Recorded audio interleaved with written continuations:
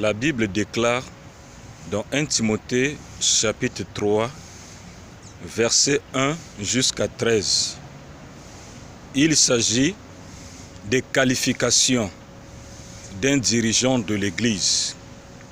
La Bible dit au verset 1, si quelqu'un aspire à la charge d'un évêque ou d'un ancien, il désire une œuvre excellente.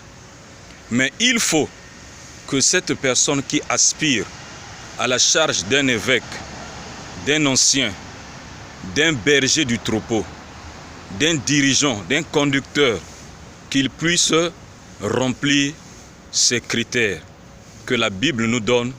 J'ai dit dans 1 Timothée chapitre 3, versets 1 à 13. Nous aurons à examiner ces critères tout au long des différentes émissions à propos de ce grand thème, les critères d'un bon conducteur d'une église. C'est le message que je vous avais promis sur les réseaux sociaux. Et nous voici à la première émission sur les critères d'un bon conducteur. Vous êtes sur la chaîne chrétienne Le son de la trompette de Dieu et à la présentation, c'est votre frère, le pasteur Jean-Alphonse Ntiba de l'église Le son de la trompette de Dieu. Nous allons aborder 3 critères qui sont très importants. Au travers de ces critères, vous pouvez savoir si vous êtes dans une bonne église, si vous avez des bons conducteurs. S'il n'y a pas ces critères, bien-aimés, sortez de cette église parce que l'instant est grave. Nous sommes dans les temps de la fin. Jésus-Christ revient bientôt. Je sonne de la trompette afin que ceux qui écouteront le son de la trompette et qu'ils écoutent le son de la trompette de Dieu.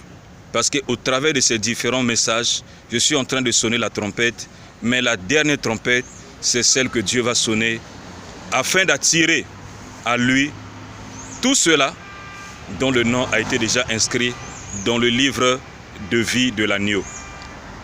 La Bible dit, concernant le premier critère d'un bon conducteur d'une église, le premier critère, la Bible dit, il doit être irréprochable.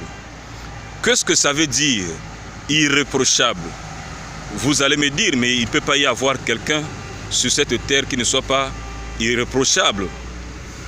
Bien-aimé dans le Seigneur, lorsque la Bible dit irréprochable, qu'est-ce que cela veut dire? Aujourd'hui, nous voyons des dirigeants que l'Église leur reproche de beaucoup de choses, beaucoup de péchés, beaucoup de dégâts, beaucoup de désordre. Mais ces personnes arrivent quand même à être nommées, ordonnées. Et retenez à propos de ce texte 1 Timothée 3, 1 à 13, il s'agit des ministères locaux et non des ministères d'Éphésiens 4, verset 11. Et si pour les ministères locaux, la Bible donne des critères, à plus forte raison, les conducteurs des Éphésiens 4, 11, j'entends par là pasteur, prophète, évangéliste, docteur, apôtre. Bien-aimés dans le Seigneur, que ce soit les Éphésiens 4, 11, nous devons aussi retrouver ces critères dans leur vie. La Bible dit qu'il soit irréprochable. Donc on ne peut pas ordonner quelqu'un, nommer quelqu'un, ancien, diacre, évêque, s'il a un sale témoignage. Je ne parle pas des fausses accusations parce que notre Maître, le Seigneur Jésus-Christ, a été accusé faussement. Pour les lecteurs de la Bible, vous allez voir que le procès de Jésus-Christ, lorsqu'il a été arrêté, fut un procès illégal. Il n'y avait pas de preuves tangibles qui démontraient qu'il avait blasphémé. Pour les lecteurs de la Bible, je ne parle pas des fausses accusations, des accusations qui ne sont pas fondées, mais je parle des faits réels, des faits concrets, des faits qui existent et qui ont laissé des dégâts parfois dans des vies des gens. Un homme comme ça, une femme comme ça, ne peut pas être qualifié dirigeant. Et même quand vous êtes déjà dirigeant, vous commettez des dégâts dans l'église, vous devriez être destitué. Selon la Bible, cet homme, cette femme qui est dirigeant ou dirigeante doit être mis sous discipline, même si le mot sous discipline n'existe plus dans la plupart des églises. Pourquoi? les raisons, eux-mêmes les conducteurs le savent. Bien-aimé dans le Seigneur, il doit être irréprochable. Deuxièmement, Marie est fidèle à sa femme. Combien des hommes, combien des anciens, des diacres, des bergers sont infidèles à leurs femmes, qui ont les deuxième bureau, troisième bureau, et parfois ça se passe au sein de l'Église, et cela au vu et au su du dirigeant principal.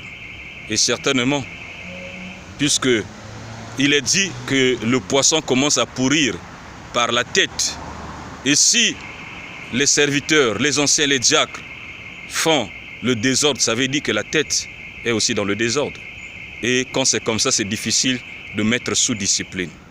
Et c'est pour cela, dans certaines églises, il y a des personnes qui craignaient Dieu, qui marchaient dans la sanctification, qui aimaient le Seigneur, mais dès lors ils ont vu les conducteurs qui sont devant faire le désordre et ils ont inspiré les fidèles, certaines personnes, à vivre aussi dans le désordre. C'est lamentable. C'est lamentable de telles choses. Lorsque vous vous retrouvez en face de tels conducteurs, bien-aimés, sachez-le que la Bible déclare les mauvaises compagnies corrompent les bonnes mœurs. Ne vous y trompez pas. Vous finirez par subir les conséquences de ces pratiques. Je ne dis pas par là qu'un serviteur ne peut pas faillir. Je ne cesse de le dire. Qu'un serviteur, un conducteur, un dirigeant qui demeure dans un péché pendant des années, je me demande si ce serviteur, si cette servante a connu ce qu'on appelle la nouvelle naissance, s'il est baptisé dans le Saint-Esprit, s'il est réellement baptisé dans le Saint-Esprit, il a connu la nouvelle naissance, il ne peut pas demeurer dans ce péché. Parce que lorsque le Saint-Esprit habite en nous, il nous donnera toujours la force de sortir d'un péché mignon. Deuxième critère, j'ai dit, Marie est fidèle à sa femme. Un conducteur qui n'est pas fidèle à sa femme ne mérite pas d'être conducteur. Troisième critère, toujours selon 1 Timothée 3, la Bible dit, il doit bien diriger sa maison. Bien-aimé dans le Seigneur, là encore c'est des problèmes. Combien de conducteurs, des pasteurs, anciens, diacres, dirigeants de l'Église ne savent pas diriger leur maison? Puisque la première église, ce n'est pas celle que nous construisons, les maisons que nous construisons, les gens que nous réunissons. La première église, c'est notre maison. Ma première église, c'est ma femme, c'est mes enfants. Et je dois bien diriger ma femme, bien diriger mes enfants. Mais aujourd'hui, regardez les femmes de certains conducteurs. Et il y a certaines femmes de certains conducteurs qui ne croient pas au ministère de leur mari. Pas parce qu'elles sont Jézabel, mais à cause du mauvais témoignage, du mauvais comportement, des mauvaises pratiques de leur mari. Et elles ne croient pas au ministère de leur mari. Je sais de quoi je parle. Il y a des femmes, lorsque leur mari prêche, elles disent, parle pour toi, de toutes les façons, ce que tu ne le fais jamais. Bien-aimé dans le Seigneur, c'est malheureux. Quand vous avez un conducteur qui ne dirige pas bien sa femme, parfois sa femme ne s'habille pas bien, parfois sa femme, c'est elle qui crée des querelles, des palabres dans l'église. Et un tel conducteur n'a pas le droit de diriger, il doit s'asseoir, il doit laisser la place à une autre personne. Bien diriger sa maison. Et nous voyons parfois des enfants de certains conducteurs qui vont dans des boîtes, que leurs parents donnent de l'argent pour aller dans la boîte. Mais entre-temps, ils défendent aux gens d'aller dans des boîtes, ils critiquent les fidèles qui vont dans des boîtes, mais entre-temps, ces enfants vont dans les boîtes. Bien-aimés dans le Seigneur, c'est très lamentable. Lorsque vous n'arrivez pas à bien diriger votre femme, à bien diriger ceux qui sont dans votre maison, et que vos enfants, vos femmes ne croient pas en vous, en votre ministère, il faut lécher le prêchoir, laisser l'évangile s'asseoir, mettre de l'ordre. Parce que si quelqu'un ne sait pas diriger sa maison, comment prendra-t-il soin de l'église de Dieu? La suite au prochain numéro. C'était votre bien-aimé, le pasteur Jean-Alphonse Ntiba de l'église Le Son de la Trompette de Dieu. Shalom, shalom, shalom.